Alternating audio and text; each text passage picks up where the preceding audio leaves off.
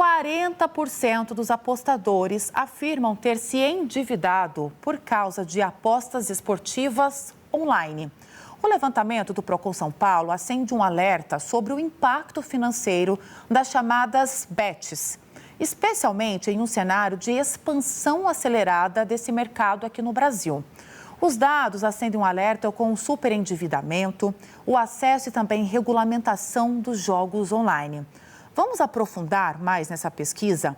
Conversando agora com o Luiz Orsatti, ele é diretor executivo do Procon São Paulo e está chegando para conversar ao vivo com a gente. Tudo bem, Luiz? Seja bem-vindo. Bom dia.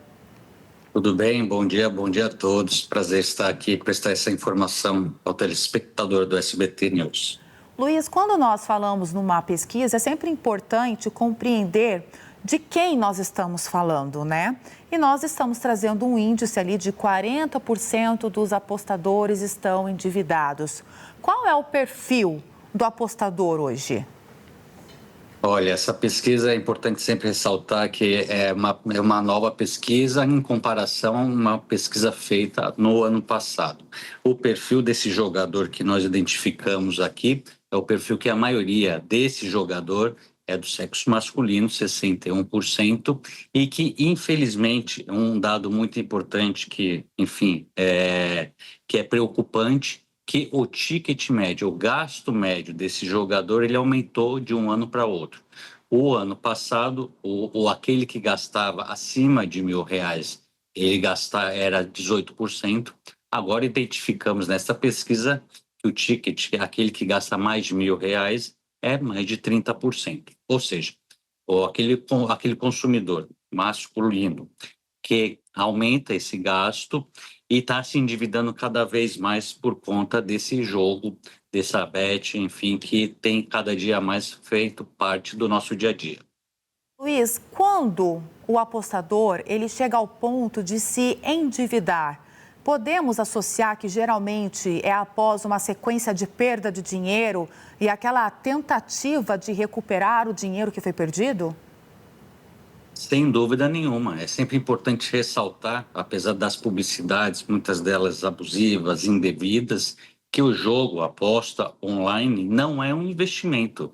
Ele é um entretenimento, o que é uma grande diferença que, infelizmente, também envolve a questão do vício, da ludopatia.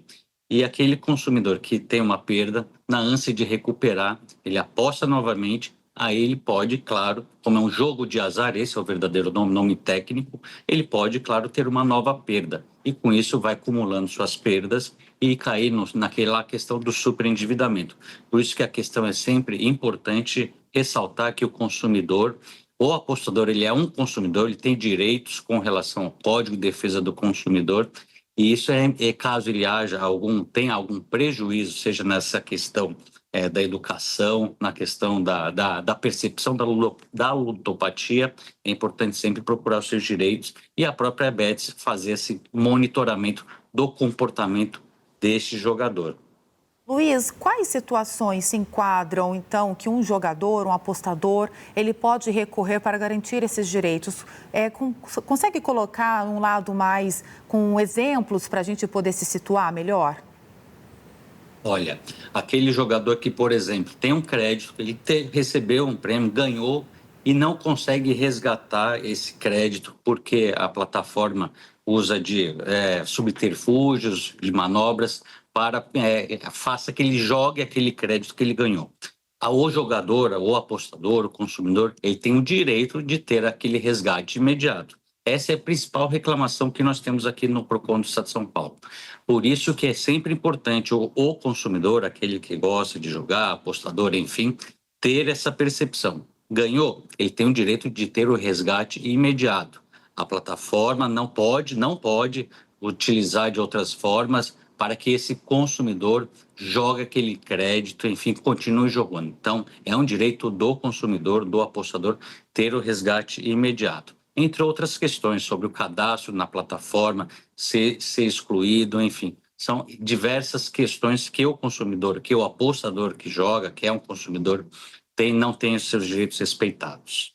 Agora, Luiz, para a gente poder, antes de encerrar, essa garantia, ela só pode ser ajuizada, ela só pode ter uma busca por uma justiça nesse caso nos sites que são regulamentados, porque infelizmente também é grande o número de bets que não são regulamentadas. Como fica essa situação da fiscalização? Ela é suficiente para controlar os impactos dessas apostas para os apostadores e também para o sistema?